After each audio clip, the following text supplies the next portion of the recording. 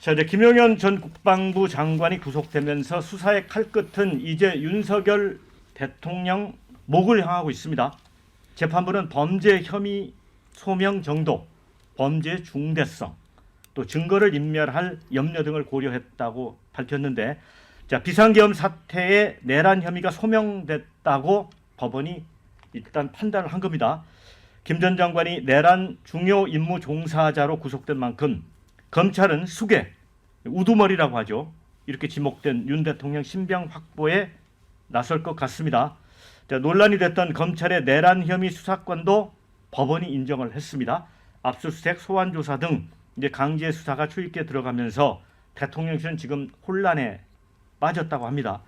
자, 현재로서 긴급 체포 가능성도 배제할 수 없는 그런 상황입니다. 자, 전례가 없어서 경호처가 경내 진입을 물리적으로 막아설지 입장은 정리되지 않았다고 합니다. 윤 대통령도 수사 대비에 들어갔는데 측근인 검사 출신 김홍일 전 방통위원장을 포함해 여러 법무법인의 수임을 논의하고 있다고 합니다. 그러니까 이제 하야보다는 탄핵이 유리하다고 보고 이제 법적 투쟁을 하겠다는 것 같습니다. 자, 그런데 이제 검찰이 수사 속도가 굉장히 빠릅니다. 네. 그래서 이제 턱밑까지 수사가 와 있기 때문에 이제 토요일 날 탄핵 표결이 있는데 그 전에 정말 무슨 일이 벌어질 수도 있는 거 아닙니까, 정 기자님? 그 가능성은 여전히 살아 있다고 볼 수 있을 것 같고요. 방금 전 들어온 속보에 따르면 검찰이 특전사령부 지금 압수수색을 진행 중에 있다고 합니다. 네, 그러네요. 예, 그러니까 전반적으로 보면 좀 이렇게 갈래를 나눠서 봐야 될 것 같은데요. 그러니까 첫 번째, 검찰은 내란의 수사권이 없습니다. 그런데 검찰이 지금 이 사건과 관련해서 깊이 있게 수사를 하겠다고 하는 것은 이제 영장 청구권을 가지고 법원으로부터 영장을 발부받아서 이제 수사의 속도를 내고 있는 건데, 경우에 따라서는 이 사건 자체가 법원으로 가서 공소기각 가능성이 여전히 있는 것입니다. 그것은 지난 국회 법사위에 출석한 법원 행정처장의 입을 통해서도 확인이 된 내용인데요. 따라서 검찰이 이 사건을 적극적으로 수사하기보다는 지금까지 수사한 내용을 종합을 해서 경찰과 공수처가 합동수사본부를 만들고 그쪽으로 인원이든 수사 내용이든 확보된 증거물이든 인계하는 것이 옳다라는 말씀을 좀 첫 번째로 드리겠습니다.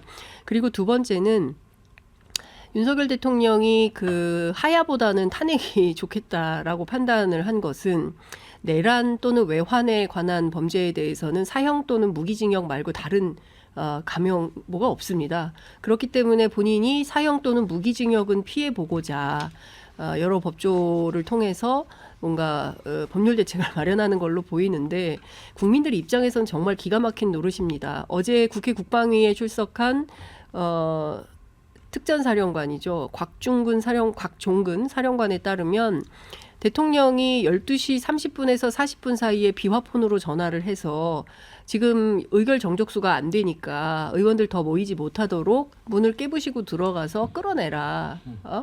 끄집어내라, 이런 얘기를 했다는 거잖아요. 그러니까 이런 충격 속에 있음에도 불구하고 여전히 대통령은 관저에 앉아서 자기 살궁리만 하고 있는 거다. 이 참담한 현실이 매우 고통스럽다. 평범한 시민들은 매우 고통스럽다, 이런 말씀을 좀 드리고요. 그리고 세 번째 꼭 드리고 싶은 말씀은 이번 주에 반드시 탄핵이 되어야 합니다. 그렇지 않으면 이 비정상적인 질서를 끝낼 수가 없습니다. 질서 있는 퇴진은 오로지 탄핵, 하야 두 길밖에 없습니다. 근데 윤 대통령 하야 대신 탄핵의 길을 선택했다고 하니 국민의힘도 이번 주에는 당론으로 부결이라는 어처구니 없는 방침은 접어두시고 자유투표에 맡기든지 당론으로 찬성을 결정을 하든지, 뭐 지금 비상의총 들어갔다고는 하는데 결정을 좀 내려야 된다, 이런 생각이 좀 듭니다. 이준우 의원은 어떻게 보세요?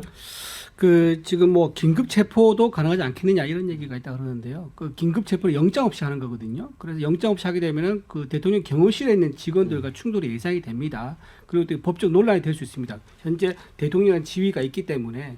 그래서 아마 영장을 받아서 오는 그런 경우에 구속영장 청구돼서 나오는 그런 경우에만 가능할 것 같고요. 근데 수사를 안 한 상황에서 영장을 발부도 또 쉽지는 않아. 그렇죠. 그러니까 지금 주변에 있는 이제 사령관들하고 장성들, 그래서 국무위원들 조사를 지금 광범위하게 하고 있는 거고, 이거 속도를 내서 빨리 이제 정리를 해서 정점에 있는 대통령만 확인한 것만 남게 되는 그 단계가 되면 구속영장을 청구해서 들어간 방법이 이제 구금할 수 있는 신병을 확보할 수 있는 방법이 될 수 있을 것 같고 현실적으로는요. 그리고 또 하나는 그 지금 대통령이 지금 탄핵을 선택했다는 기사가 났고 지금 김홍일 전 방통위 위원장도 지금 법무법인에 사표를 냈대요. 사표를 냈다는 말은 이제 사건의 수임을 아마 한걸로 좀 추측이 됩니다. 탄핵 관련은 우리가 2부에서 깊이 다루고 그렇죠. 1부에서는 수사 관련 중심으로. 네, 그렇죠. 그럼 그렇게 말씀드리고 또 우원시 국회의장이 지금 보니까 국정조사권을 발동했다 그러더라고요. 예. 근데 이렇게 좀 너무 수사가 경찰, 검찰, 공수처 그다음에 이제 상설 특검, 일반 또 특검, 그다음에 국정조사권 이렇게 총 6개로 나눠지게 되면은 너무 산발적이고 오히려 국민들 혼란이 올 것 같아요. 그리고 사건도 더 이제 복잡해지는 거고요. 진술이 또 따로 이제 여기 가서 이 말, 저기 가서 저 말 이렇게 되면 오히려 더 혼란스러울 거니까 일단은 합동수사본부를 꾸리는 게 좋을 것 같고 일반 특검이 이제 특검법이 처리가 되면은 그때 그 수사권 합동수사본부에 참여했던 분들이 전부 다 파견돼 가지고 특검에 가서 거기서 하나로 좀 수사를 해야지 좀 정리가 되지 않을까. 지금 저 산재에 있으면요 오히려 더 혼란스럽고 더 좀 수사가 제대로 진행 안 될 것 같은 그런 생각이 듭니다. 네. 저 이제 검찰이 이제 김용현 전 장관 이제 조사를 하면서 윤 대통령이 포고령을 이제 직접 수정을 했다 이런 진술도 받은 것 같고요.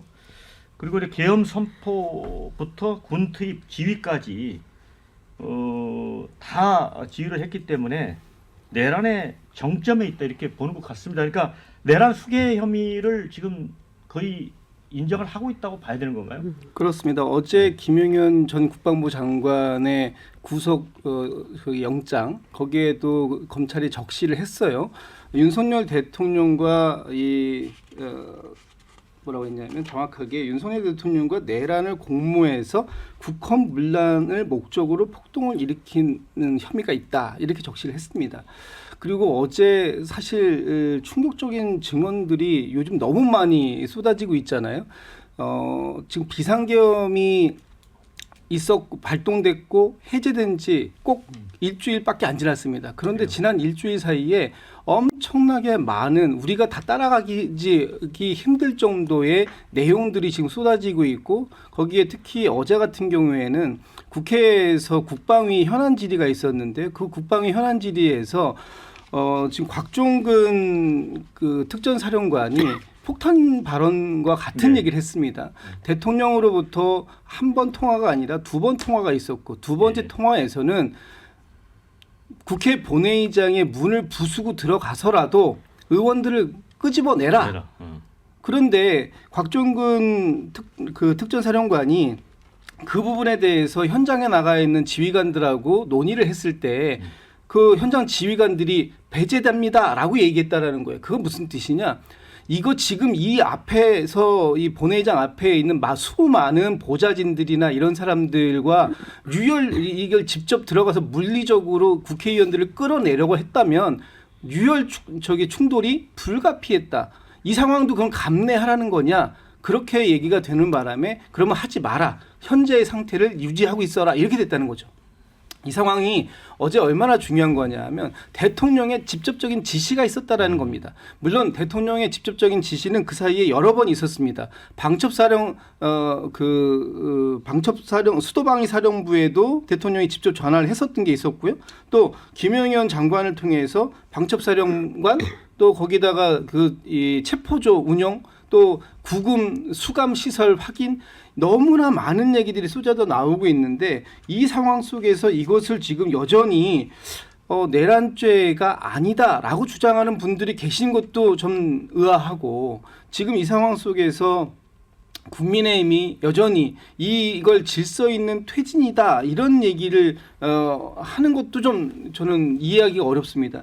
지금이 가장 무질서하고 가장 국정 혼란이 최고조에 이르고 있는 상황이다. 이런 상황들을 헌법 질서 안에서 해결할 수 있는 방법은 탄핵밖에 없다. 이런 다시 한번 말씀드립니다. 이제 새로 또 이제 확인되고 있는 내용들이 당시 이제 국무회의에서 비상계엄을 선포하겠다고 이렇게 대통령이 이야기를 했을 때 최상목 부총리, 국가정보원장 이렇게 강한 반대를 했는데 대통령으로서 내 판단이다 라면서 회의장을 나갔고 굉장히 격앙된 상태였는데 그 그 과정에서 또 정진석 비서실장과 신원식 안보실장도 따라가 또 말렸다고 합니다. 그런데 내 판단이다. 더 이상 이야기하지 말라. 그리고 선포를 강행한 걸로 돼 있거든요. 그러니까 저도 네. 취재를 좀 해봤습니다. 네. 해봤는데 그러니까 김용현 전 국방부 장관은 계엄 그 건의자니까 당연히 알았을 거고 제일 중요한 게 신원식 안보실장이 몰랐다라는 겁니다. 예. 제가 듣기로는 몰랐다고 하세요.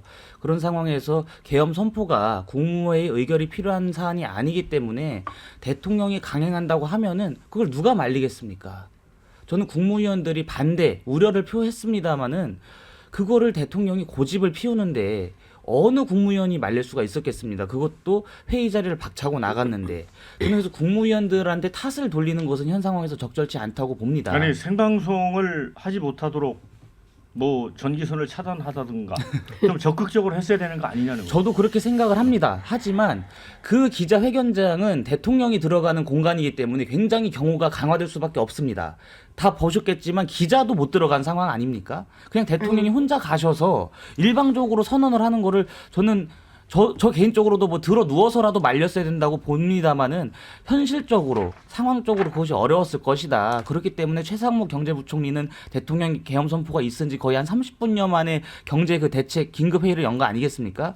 그래서 저는 국무위원들을 뭐 탄핵한다 그렇게까지 갈 사안은 아니라고 보고 지금 저는 어제 그 군 관계자들이 그 국방부 현안실에 나와서 많은 증언을 했습니다마는 지금 그럴 때가 아니라고 봅니다. 특히 우리 곽종근 특전사령관 같은 분은 지난 6일이죠. 김병주 박선원 민주당 의원이 특전사령부에 가서 유튜브 생중계를 했을 때는 대통령과 한 차례밖에 통하지 않았다라고 밝혔어요. 그렇죠. 근데 어제는 그 자신이 했었던 입장, 진술을 전면 번복한 겁니다. 국회에 와서. 지금 이런 식으로 게다가 또 특임단장은 신원을 공개해서는 안 되는 분인데 본인의 근무지 그리고 본인의 이름, 본인의 계급까지도 공개하면서 기자회견을 자처하고 있습니다. 지금 군 지휘관들, 그 계엄 사태에 연루된 군 관계자들이 이렇게 우후죽순으로 산발적으로 기자회견을 하거나 증언을 해서는 안 된다고 봐요. 수사당국의 수사에 성실히 임해야지 왜 국회 가서 그렇게 증언을 합니까? 이렇게 돼버리면 국민들의 혼란이 더 가중될 수밖에 없는 겁니다. 진짜 이 사안에 대해서 이 계엄 사태에 대해서 실체적인 진실을 규명하는 데 도움이 되려고 한다면 지금 여기저기 나가서 우왕좌왕하는 모습을 통해서 증언하고 진술하고 계속해서 말을 바꾸는 것이 아니라 수사기관에 가서 검찰이나 경찰, 공수처 이제 또 곧 출범할 특검의 수사에 가서 정정당당히 밝혀야죠. 그렇게 해도 저는 이것이 결국에 드러날 것이라고 봅니다. 지금 아니, 이럴 때가 아니에요. 아니, 자, 지금 이런 겁니다. 그러니까 제가 이제 좀 그 총론적으로 말씀드리고 강론으로 말씀을 드리겠는데 총론으로 일단 말씀을 드리자면 국민의힘은 아직 정신을 못 차렸어요. 지금 이 사태가 얼마나 엄중한지 그리고 소위 국무위원들 가운데 누구 하나 제대로 정신 박혀서 의인이 없는 겁니다. 예, 그렇죠. 윤석열 정부에 말씀하신 대로 전깃줄을 끊든지 예. 대통령님 이건 절대로 안 됩니다. 유혈 사태를 방조하다니요. 이건 절대 있어서는 안 됩니다. 못 가게 했어야죠. 그렇죠. 그 의인 하나가 없는 겁니다. 그러면 자기들은 반성을 하고 자성을 하고 성찰을 해서 다시는 이런 일이 벌어지지 않도록 책임감 있게 책임 있는 정당답게 정말 잘못했습니다. 저희들이 국민들께서 원하시는 방향으로 어떻게 하는 게 이게 올바른 태도죠. 그런데 국민의힘은 아직 그런 자세가 안 돼 있고 자, 두 번째 곽종근 사령관이 왜 이렇게 나올까요? 현직 대통령이 아직도 윤석열이기 때문에 그런 겁니다. 지금 국군 통수권자가 윤석열이기 때문에 현직 사령관들이 제대로 말을 할 수가 있습니까? 본인 스스로 하야를 해야 본인 스스로 그 직에서 물러나야 자유롭게 발언을 할 수 있게 되는 겁니다. 경호처가 왜 이렇게 우물쭈물합니까? 아직 현직 대통령이니까 못하는 거예요. 법률상 공무원들이 위법한 행위를 해야 됩니까? 하지 말아야 됩니까? 공무원들이, 군인들이, 경찰들이 왜 이런 행동을 하도록 본인 스스로 비상계엄을 선포해서 유혈 사태를 유도하려고 했던 거 아닙니까? 심지어 에? HID 부대까지 투입시켜가지고 사회 혼란을 인민군 복장 입혀가지고 혼란을 시키고 선관위에 투입을 해가지고 에? 부정선거로 해서 국회 예산 시키려고까지 획책했던 거 아닙니까? 그 책임감을 가지고 있으면 국민의힘과 지도부는 어서 빨리 대통령 스스로 물러나라. 아니면 탄핵 표결 찬성하겠다. 이렇게 가야 이게 보수다운 진정한 국민과 국익을 지키는 보수 정당으로서 자기 역할을 하는 것이지 지금은 완벽한 이기주의자들, 기회주의자들 그런 집단 아닙니까? 저는 정말 제대로 된 보수라고 한다면 광복회장 정신으로 돌아가야 된다고 생각합니다. 그 광복회장이 지난 8.15 때 하셨던 말씀이 있어요. 국가와 국민과 국익을 지키는 것이 진정한 보수라고 했습니다. 지금 국민의힘이 지키고 있는 것은 여전히 윤석열 아닙니까? 그게 맞습니까? 저는 자신들 스스로 패퇴의 길로 가고 있다 이렇게 생각합니다. 제가 한 말씀만 보태도 네. 될까요? 지금 그 뭐 다 좋은데 왜 이 현역 군인들이 기자회견을 자청하거나 아니면 폭로성 발언들을 하느냐 이 부분에 대해서는 저는 특수한 상황들을 좀 인정해야 될 필요가 있다. 예를 들어서 707 특임대장이 갑자기 기자회견을 해요. 아침에 길거리에서. 네. 그럴 때 그분이 하신 말씀 중에 저는 딱 한마디 다시는 이렇게 말할 수 있는 기회가 없을까 봐 이렇게라도 기자회견을 하고 싶다라고 얘기를 합니다. 그것이 어제 국방위에서 특전사령관이 또 이런 진술하고 맥이 닿아 있다고 봐요. 뭐라고 얘기하냐면 특전사령관이 검찰에 가서 조사를 받고 왔지 않습니까? 그럴 때 검사가 대통령이 아닌 김용현 전 장관 중심의 계엄을 했다라는 취지로 질문을 했다 이렇게 지금 진술을 하고 있습니다. 그렇다면 앞으로 이 국민들에게 직접적으로 말씀드리지 않고 수사기관에서 얘기한 내용들이 얼마나 국민들께 소상하게 알려질 수 있을까라고 본다면 당연히 이들의 선택은 우국 충정으로 받아들이는 것이 맞다. 지금 이 상황을 뭐 형식이 잘못됐다. 뭐 이런 식의 논리를 가지고 비호할 것은 아니다. 저는 그렇게 얘기합니다. 네, 저 댓글 의견도 좀 소개를 해드리겠습니다. 자, 비상계엄 성공했으면 지금은 우리가 어떤 세상에 살고 있을까 이런 글을 주셨고요. 윤 대통령 구속 시계가 더 빨라지고 있는 것 같다 이런 의견이 있습니다. 자, 야당 경고성으로 계엄했다는 윤 대통령 말 이제는 통하지 않는 분위기 같다 이런 의견. 자, 계엄 계획을 미리 다 세워놓고 아무렇지 않게 공주시장 가서 쇼를 하다니 이런 의견. 군인들 폭로에 제보에 뒤늦게 그러는 모습도 참 책임 회피로 보인다. 그러니까 이제 곽종근 특수전사령관 같은 경우도 1일 날, 그러니까 이틀 전에 이미 그렇죠. 알았다는 거 1일 날 아니에요? 알았다는 국회로 간다는 사실을. 맞습니다. 그럼 아까 제가 오프닝에서 예. 얘기했지만 이걸 야당에 뭐 제보한다든가 그렇습니다. 이런 길이 있었던 것 같고, 그다음에 윤 대통령도 저도 사실 그게 궁금했었거든요. 하루 전날 공주시장에 가서 DJ 역할을 했잖아요. 노래 그러니까요. 틀어주면서 예. 국민이 저를 믿으시냐고 하고 그랬는데 그 다음 날 이렇게 아니, 그리고 오늘 보니까 그 출근 시간 체크하던 서울의 소리 기자가 있었어요. 근데 예. 그때 경찰들이 가로막으면서 막 취재도 못하게 했었거든요. 그런데 오늘 그 경찰들이 확인해준 바에 따르면 출근을 제 시간에 한 달 동안 안 했다는 거잖아요. 2번 했다고 돼 있죠. 그러니까요. 오후 1시 반에도 뭐 네. 출근을 하고 막 이랬던 건데, 그러니까 정상적인 국정 운영이 상당히 오래전부터 안 되고 있었다. 그러니까 최소한 만약에 비상 상황이 있어서 오전에 결재할 일이 있었다면 그러면 어떻게 되는 겁니까? 그러니까 대통령은 24시간 깨어 있어야 하는데 그게 아니라 오후 1시에도 출근했다가 10시에도 출근했다가 자기 멋대로 그냥 네. 대통령직을 즐긴 겁니다. 네. 그런데 이런 사람이 지금 생각을 해보면 오늘 조선일보 보도에 따르면 포고령도 본인이 수정했다는 거잖아요. 저는 그래서 전공의 얘기가 들어갔나? 전공의에 대한 처단 얘기가 있어서 네네. 의사들이 네. 깜짝 놀랐었는데 이제 그런 내용들을 종합을 해보면 그 80년 포고령하고 상당히 내용이 닮아 있고요. 네. 이 전두환 모델을 꿈꿨구나라는 생각이 좀 드는 겁니다. 네. 그리고 자신의 반대파들을 다 숙청을 해가지고 결과적으로는 소위 이제 반국가 세력이라는 것을 지속적으로 이야기하지 않았습니까? 민주당과 야당을 향해서 결국에선 국가 전복을 꿈꿨던 세력이다. 진정한 반국가 세력은 윤석열 네. 자신이었다. 이런 생각이 좀 듭니다. 네. 자, 그런데 그런가 하면 또 오늘 아침에 또 기사를 보니까 용산 대통령실 정문 올라가는 길이 있어요. 네. 그리고 담벼락에 우리 윤통 각하 끝까지 지지한다. 뭐 대통령님 힘내서 이런 그 화환이 응원화환이 지금 수십 개가 거의 매일 이제 새벽마다 올라온다고 합니다. 계엄령은 헌법에 보장된 대통령 권한이다. 뭐 이런 내용도 써져 있다고 합니다.